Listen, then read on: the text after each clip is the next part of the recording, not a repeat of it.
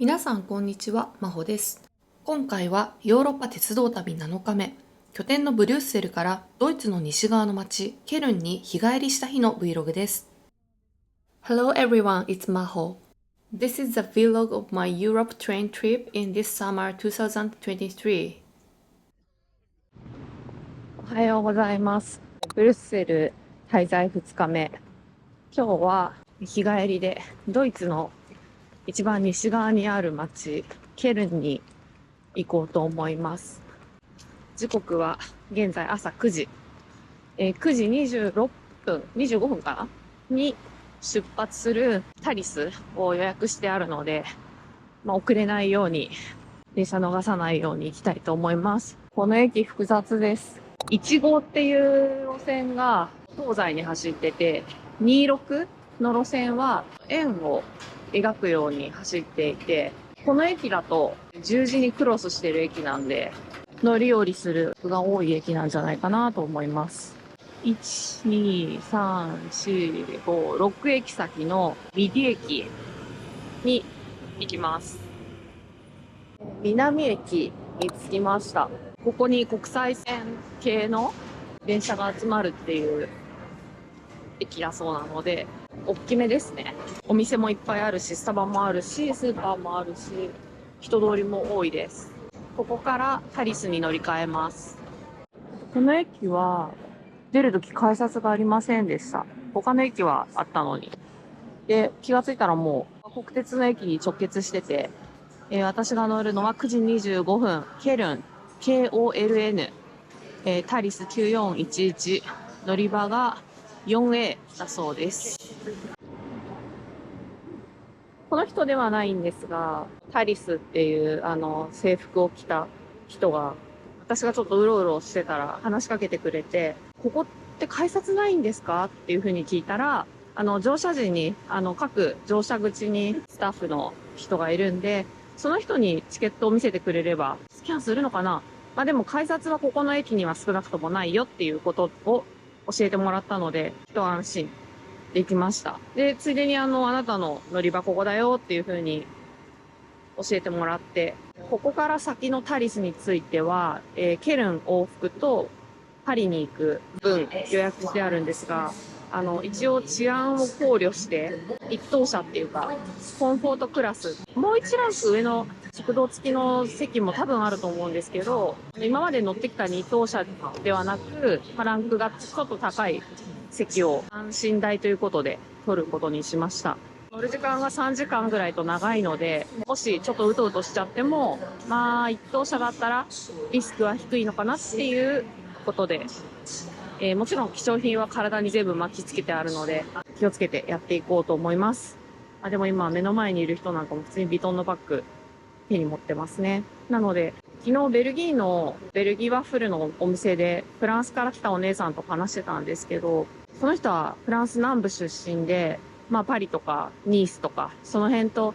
比べてブリュッセルの治安ってどうって聞いたら、全然怖くないから、そんなはるかにマシだから安心していいわよ。私は携帯ここで2回取られたけどね、みたいなことを言ってたんで、よっぽどその人は携帯をちょっと目を離した隙に取られたって言ってたんで、そういうことしなければ、ベルギーの治安っていうのは、パリほどは凶悪ではないと。カバン勝手に手突っ込んできたり、カバン切ってきたり、みたいなことはなさそうというか少なさそうです。ただヨーロッパを旅行するときの大前提であるバッグ斜め掛けとか、可能であれば上から上着を着るとか、羽織物羽織るとか、貴重品対策は、万全にしておくに越したことはないと思います。また車窓の旅楽しんでいきたいと思います。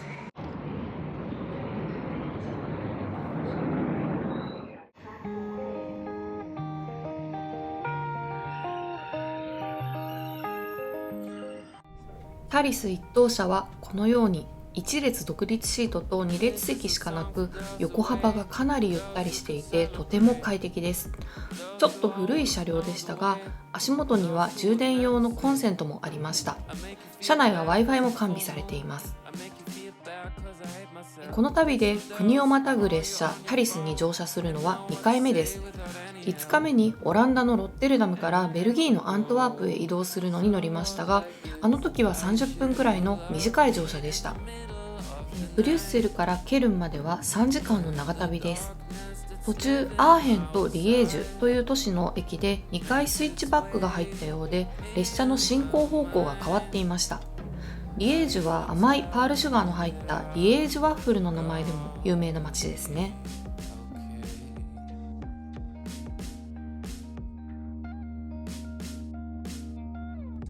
Cause I'm not one of those who wait, and I cannot celebrate. And I always forget the way because of a musician's brain. Yeah, take a look at the PET scan. See my hippocampus, it is shaped like a 2012 10 drum set, and that's where lives my pain. Are you sure you will love me in the middle of the night? When the darkness that's living outside makes its way in my mind.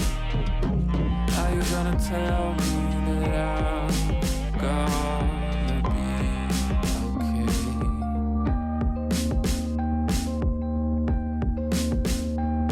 Are you gonna tell me now when I need to be told? And are you sure you will love me in the middle of the night? When the darkness that's living outside, yeah, makes its way in my mind. Are you gonna tell me that I'm gonna be ケルンに到着しました。ちなみに英語の発音はコルン、その方が通じるなっていう感じです。ケルンは多分現地語、ドイツ語読みなのかな。ホームから降りてきました。やはりこちらにも改札はありません。そしてもう目の前に大聖堂があります。わかりやすすぎる。これは迷うこともないですね。念のため帰りの電車を見ようかなと思ったんですけど、まだ夕方5時台の乗車のホームとか書いてないんで、5時19分ぐらいかなのタリスに乗って帰るので、5時ぐらいには駅に着いていようかなと思います。でも、これだけ近いといいですね。行こうと思ってるレストランもこの近くで、徒歩5分ぐらいなんで、ご飯食べたいと思います。駅舎自体は別に古い建物とかじゃなくて新しめな感じですね。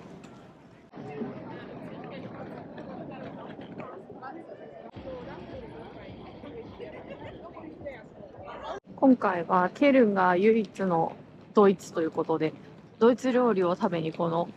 レーダラーですかね。ここに行きたいと思います。天気もいいし、外で座って食べようかなと思います。すごい量やってきました。絶対食べきれない。お芋は残すだろうなっていう感じですけど、各地でちょっと個性が分かれるという、ゴーラッシュ、ウィーンとかで食べた記憶があるんですけど、どういう味の違いがあるのかなっていうのを楽しんでみようと思います。グリーンサラダあるの嬉しいです。ご飯非常に美味しかったんですけど、30分ぐらいかかったかな、出てくるのに。牛肉がもうホロホロになるまでよく煮込まれたシチューなので、それぐらい時間かかるのは、まあ、ある意味しょうがないっちゃしょうがないんですけど、ちょっと想定よりも遅かったので、ケルン大聖堂を駆け足で観光したいと思います。まあ、内部入場無料ということで、塔に入る場合は別途6ユーロ必要っていうことらしいんで、サクッと見れそうだったら塔まで、ちょっと難しそうだったら一旦内部をさらっと見て、3時からラインガークルーズの予約をしているので、様子見ようと思います。1880年に完成した大聖堂はフランス式ゴシック様式のカトリック教会で、なんと11世紀から約632年の歳月をかけて建てられたとのこと。なかなか完成しないことで有名なサグラダ・ファミリアが約140年前から建築されているということで、それと比べてみてもその歴史の長さというのがわかります。パイプオルガンのパイプが今のところと奥のところ2箇所ある。これは別々のパイプオルガンがあるっていうことかな。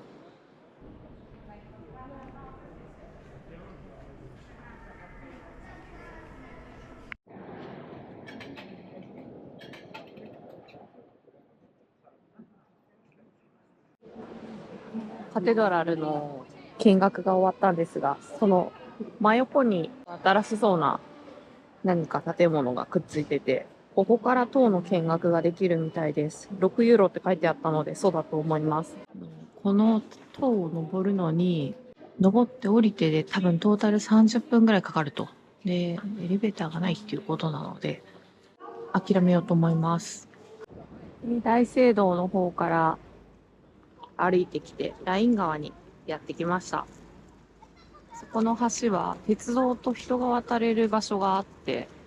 かなりたくさんの人が行き来しているように見えます。で、これから3時出発のライン川クルーズに参加します。対岸にはハイアットホテルとか、なんか高いビルが建ってるのがちらほら見えますね。もう一つの橋の方はトラムですかね。トラムが行き来しているようにも見えます。私が予約したのは3時ぴったりから出発の船なので、真ん中の KD ってやつですね。で、3時からって書いてあります。ここでチケットも売ってるみたいです。インフォメーションの人に聞いてみたら、ピア5に行けばいいよって言われたんで、まあ、ここが5なのかな。さっきのインフォメーションの人の情報が間違っていたっぽいです。この KD の船なんですけど、1時間ツアーは、3番からってことで、ここが3番のピアになるので、今めちゃくちゃたくさん人が並んでるので、多分これに乗るんだろうと思います。乗船です。なんか上の方が人気がありそうなので、上の席を狙いたいと思います。上の方の席を取ったんですけど、飲食持ち込み禁止で、ここで売ってるみたいですね。飲食したかったらここで頼んでねっていうことだと思います。で、みんななんかテーブル椅子とかを結構好き勝手に動かしてるんで、私も動かしましたが、もう日よけの完全に外にいるので、帽子があったら帽子必須ですね。風が吹いてたら帽子飛ばされちゃうなって思ったんで、今ストールを頭にかぶってます。顔だけ日焼け止め塗ってて、あとサングラスして、ちょっと見た目怪しい人なんですが、観光を楽しみたいと思います。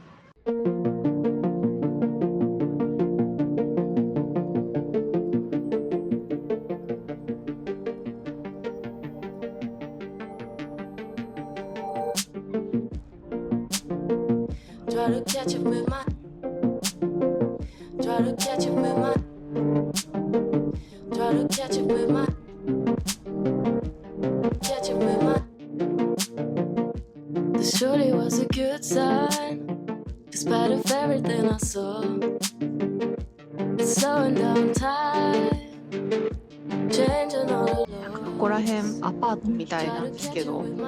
このエリアで一番高いって多分言ってますね。すごいですね。川の上にせり出してる。人によっては怖いって思いそうな。だってあのベランダから何か落としたら川に落ちちゃうってことですもんね。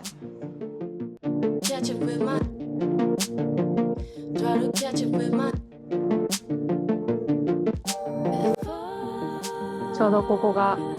クルーズの折り返し地点みたいです。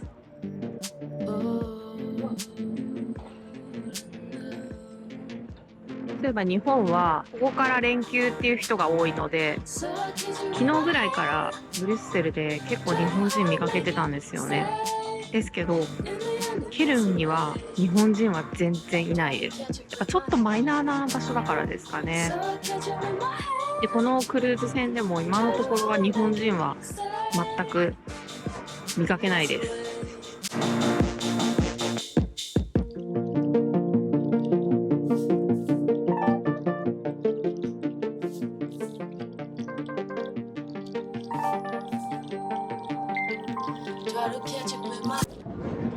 ライン川を挟む形でロープウェイが通ってます。面白い。Catch up with my sometimes fast and sometimes slow. They're falling to ちょうど船もここをまた第2の折り返しポイントで戻るっぽいです。クルーズから降りてきました。歩かないで見どころを一望できるクルーズとか、あとはトラムとかも単なる移動手段だけじゃなくて、そういう観光目的でも私はよく使いますが、満足度が高いですね。特にこういう忙しい日っていうのは歩き回ると結構大変で体力的にバテちゃうので、こういうのを使って観光できるところは積極的に観光していくと。日差しがだいぶ暑くて、なんか今日はこれから最高気温25度に5時ぐらいになるらしいので、これから最後の思い出作りに、さっきクルーズでも通ったチョコレート博物館に行って、もしそこでなんかアイスとかがあったらいいなという一抹の望みをかけて行ってみようと思います。なんかこの建物、船の形をしています。かわいい。ミュージアムって書いてありますね。ここかな？チョコレートミュージアム。チョコを売っているように見えなくもない。ここですね。遊園地みたい。トラムが走ってて、ここにはなんか観覧車が、人乗ってるのかな？そしてこの先にチョコレート博物館があります。このチョコレートミュージアムですが、日本でもおなじみのまん丸いチョコレートリンツが提供している、スポンサーしているミュージアムみたいです。入場料がそれなりにかかるので、どうしようかなーって若干悩んでるんですけど、なんかお土産屋さんは誰でも入れるっていう話なので、一旦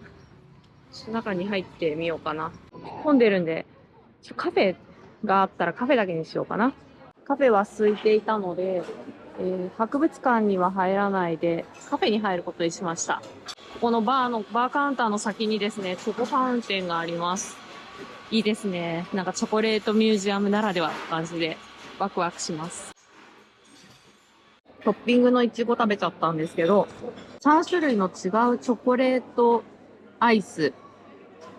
多分順番にエクアドル 70%、ジャワ 33%、マダガスカル 62% のカカオを使っているチョコレートアイスっていうことなので、食べ比べしてみようと思います。そしてこっちも飲みかけなんですけど、アイスピーチティー、なんか可愛いパイナップルのグラスに入ってきました。じゃあ溶けないうちにいただきます。食べかけて反対側に書いてあるってことに気がつきました。こっちがエクアドルで、下がジャワで、右がマダガスカルということです。なんかパーセント的にも真ん中が 33% カカオっぽいので、なんか両端の方が苦味が強いなっていう印象はあります。今食べ比べてみるんですが、今マダガスカル食べました。どっちもちょっと苦味があって濃厚だなっていう、あんまり変わらない感想で難しいですね。でも美味しい。全部好きです。ペロッと食べきりました。チョコレートアイス3種類。やっぱりね、2種類ビターなのが入ってたので、ビターチョコレートのアイスはすごい食べやすくて、やっぱり甘いとちょっとくどくてもういいやってなると思うんですけど、ビターな分サラサラと食べられて、ただ、こっから頑張って運動しなきゃなって思ってます。この博物館から駅までは歩いて15分ぐらいで、着いたら多分5時過ぎ、5分とか10分とかになると思うんですけど、帰りの電車が5時の18分なので、で、飲み物とか、一応明日の朝ごはんとかも、こっちで買うか着いてから買うかわかんないんですけど、駅構内にお店があるのは間違いないので、見て帰ろうかなと思います。この辺の広場はクリスマスになると、クリスマスマーケットがすごい盛り上がる場所みたいです。ちょっと今、電車の時間が結構迫ってて、それでも写真撮ったり、動画撮ったりと、のんびりしてたので、ちょっと今焦り目で駅に移動してます。買い物してる暇ないかも。どうやら帰りは、ブリュッセル経由パリ行きみたいで、出発時間もアプリに載ってたのと1分違ったので、ちょっと自信なかったんですけど、多分これですね。乗る時のチェックがなさそう。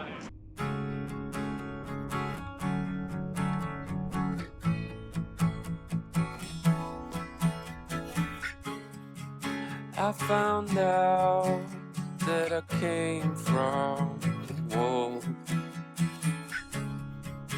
Somehow they were okay with what they did. So I have no choice. 電車遅れてるかなって思ったんですけど、結果的に全然時間通りに35分に着いて、出発が43分で、この電車はパリに向かうようです。知らなかったんですけど、お金を払えば犬も乗せられるみたいですね。ホームにも今犬がいますけど、ワンちゃん連れの、お客さん何人か見かけました。まだまだ外が明るいので、気温もね、今23度くらいあるみたいで、一応羽織も持ってるんで、長袖ではあるんですが、これから地下鉄に乗って帰ります。明日の切符も買っておこうかな。ホテルの最寄り駅までやってきました。時刻は午後9時。いい感じに夕焼けが見える時間帯です。平日の夜9時で結構車通り多いなーっていう印象ですね。仕事をしているのかな、みんな。スーパーは、駅にあったカルフールエクスプレス。カルフールはフランス系のスーパーマーケットですが、はやっていて、今最寄りの駅に、地下鉄の駅着いたところにあったカルフールエクスプレスはもう閉まってました。まだ9時前なんですけどね。やっぱりヨーロッパはお店閉まるの早いなっていう印象です。飲食店はまだやってるのかもしれないですけど、パッと見カフェとかいろんなお店、ここの通りについては閉まっているように見えます。ここめちゃくちゃ車通り多いので、あんまり危険な感じはしないんですけど、日没は外出は控えた方がいいと思うので、冬なんかはもう夕方30時ぐらいには暗くなるんじゃないかなと思うので、結構季節によっては早く、帰った方がいいかもしれないとか、出歩くのを気をつけた方がいいかもしれないですね。ちなみに明日なんですが、明日も今日と同じようなスケジュールで、さらに今日より早くホテルを出ようと思ってるんですが、この先にある駅が、そこからインターシティっていう国鉄の電車でルクセンブルクに行けるっていうことで、インターシティって国内の都市間をまたぐ電車のことなので、ルクセンブルクはインターシティっていうよりはインターナショナルなんじゃないかなっていう気はしてるんですけど、ルクセンブルク行きはタリスとか手でなくて、事前予約とかもしないで、そのインターシティに乗っていくっていうことで多分需要が少ないんでしょうね。明日はこの道を先に進んで、国鉄の駅に電車に乗ってルクセンブルクに向かいたいと思います。で、所要時間は今日ケルンに行ったの片道3時間なんですけど、それより若干かかるぐらい、3時間ちょい半まで行かないかなっていうくらいの長さです。なので、同じくらい12時過ぎに着いて、5時ぐらいに向こうを出る。実質5時間ぐらいの滞在っていうのを予定しています。ルクセンブルクも2020年から公共交通機関が、トラムとか全部無料で乗れるっていうことなので、コンパクトにスピーディーに回れるんじゃないかなっていうふうに期待してます。今、ホテルに着きましたので、明日の準備をして今日は早く寝ようと思います。